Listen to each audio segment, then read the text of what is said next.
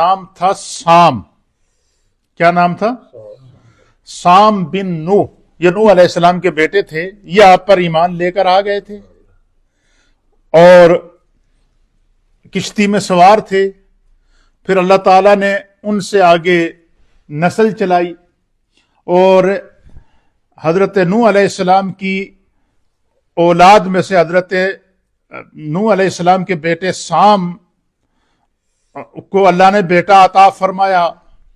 تو اس بیٹے کا نام تھا ارفکاش. پھر ان کو اللہ نے بیٹا عطا فرمایا، اس کا نام تھا شالح. پھر ان کو اللہ نے بیٹا عطا فرمایا، اس کا نام تھا راؤ. پھر ان کو اللہ نے بیٹا عطا فرمایا، اس کا نام تھا سروج. ان کو اللہ نے بیٹا عطا فرمایا، اس کا نام تھا ناروج. اور ان کو اللہ نے بیٹا عطا فرمایا، ان کا نام تھا تاریخ. اور تاریخ کو اللہ نے بیٹا عطا فرمایا جن کا نام تھا حضرت ابراہیم علیہ السلام. یعنی حضرت نوح علیہ السلام کی 7ویں نسل میں سے. کتنی نسل میں سے؟ 7ویں نسل کے بعد اللہ تعالیٰ نے ان کو، نوح علیہ السلام کو کی 7ویں نسل میں سے تاریخ کو اللہ نے بیٹا عطا فرمایا اور ان کا نام حضرت ابراہیم علیہ السلام تھا. پھر حضرت ابراہیم علیہ السلام کو اللہ نے 2 بیٹے عطا فرمائے، دونوں نبی تھے.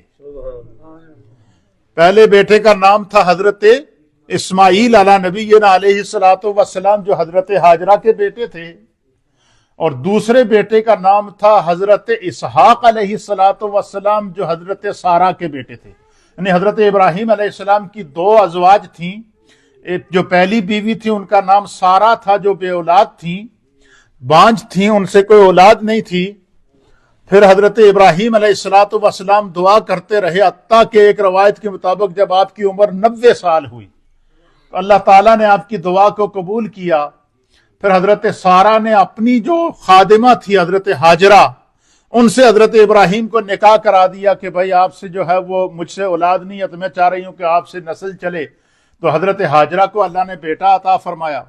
پھر اب جو ہے وہ آپ حضرت سارہ نے حضرت ابراہیم علیہ السلام کی بارگاہ میں جو ہے وہ عرض کی کہ آپ اپنے رب سے دعا کریں کہ اللہ تعالیٰ اگر 90 سال کے بعد آپ کو بیٹا عطا کر سکتا ہے تو میری بھی تو 90 سال عمر ہے، اللہ مجھے بھی بیٹا عطا فرمائے. حضرت سارہ نے کہا تو حضرت ابراہیم علیہ السلام نے ان کے لیے دعا کی تو اللہ نے حضرت سارہ کو بھی بیٹا عطا فرمایا جو حضرت اسحاق علیہ السلام ہیں.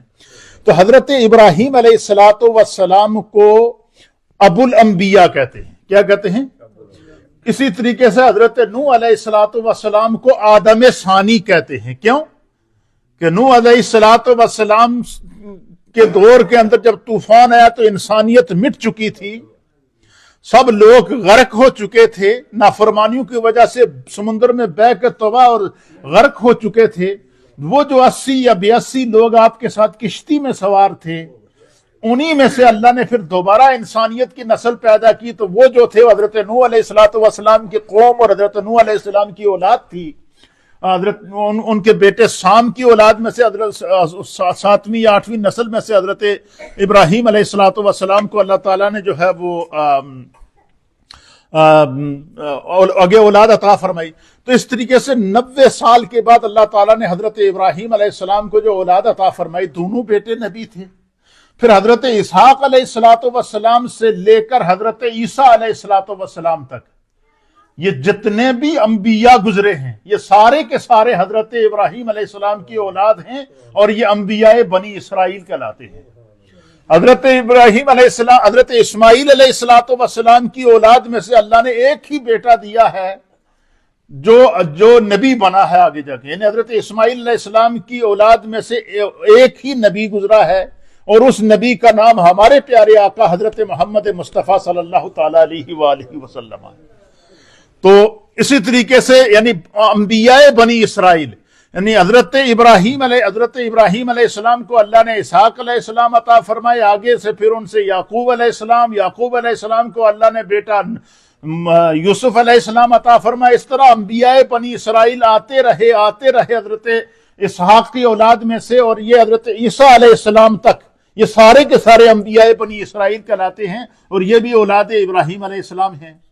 اور اسی طریقے سے ہمارے پیارے نبی حضرت محمد مصطفیٰ صلی اللہ تعالی علیہ وآلہ وسلم، آپ حضرت اسماعیل علیہ السلام کی اولاد میں سے ہیں اور آخری نبی بن کر دنیا میں آئے ہیں، تو آپ بنی اسماعیل کرائے، یعنی ابراہیم علیہ السلام کی اولاد میں سے انبیاء کی دو نسلیں چلی ہیں، ایک انبیاء بنی اسرائیل کہلائے ہیں اور دوسری نبی بنی اسماعیل کہلائے ہیں، جو حضرت پیارے نبی حضرت محمد مصطفیٰ صلی اللہ تعالی علیہ وآلہ وسلم ہے۔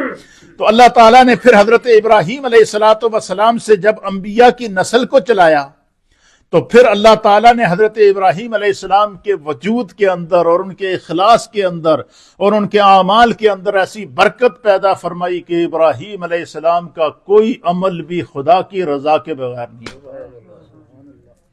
یہ بھی علماء اور محدثین نے لکھا ہے کہ قرآن کریم فرقان مجید کے اندر، ہمارے مفسرین نے لکھا ہے کہ قرآن کریم کے اندر تقریباً 35 صورتیں ہیں۔ کتنی صورتیں ہیں؟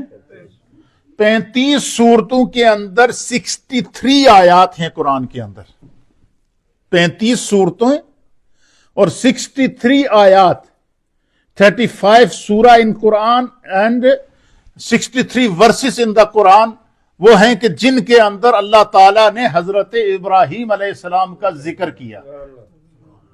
اب آپ مجھے بتائیں کہ کیا شان ہے ان کی کہ اگر کسی کا صرف ایک دفعہ نام قرآن کے اندر آ جائے تو اس کی برکت کا کیا عالم ہے۔ تو اللہ تعالیٰ نے قرآن کی 35 صورتوں کے اندر حضرت ابراہیم علیہ السلام کا ذکر کیا ہے، ایک ہی ہے۔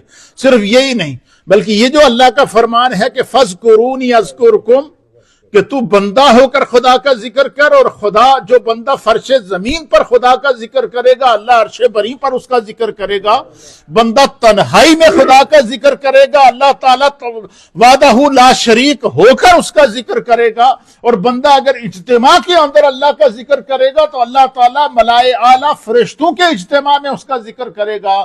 حضرت ابراہیم علیہ السلام نے اپنے رب کا ذکر اس خلوص کے ساتھ کیا اور اس اخلاص کے ساتھ کیا کہ آپ کی اولاد میں سے حضرت اسحاق علیہ السلام سے لے کر عیسیٰ علیہ السلام تک، اور حضرت اسماعیل علیہ السلام سے لے کر ہمارے پیاری نبی حضرت محمد مصطفیٰ صلی اللہ تعالی علیہ وسلم تک جتنے انبیاء آئے ہیں، چاہے وہ انبیاء بنی اسرائیل ہوں یا ہمارے نبی بنی اسماعیل ہوں، ہر نبی کو اللہ تعالیٰ نے دین ابراہیمی پر ہی قائم رکھا۔ پھر اللہ تعالیٰ نے حضرت ابراہیم علیہ السلام کی طرف وحی کی کہ آپ کو جو اللہ نے دعاؤں کے بعد بیٹا عطا فرمایا ہے، اس بیٹے کو آپ جا کر فلاں جگہ بے آب و گیا جنگل ہے، ایک کوئی بنجر زمین ہے، وادی غیر ذی زرع، ان قرآن نے اس کو بیان فرمایا ہے کہ بالکل بے آب و گیا میدان ہے جہاں پر زندگی کا کوئی جو ہے وہ آثار نہیں ہے، وہاں اس جگہ جا کر اپنے اس بیٹے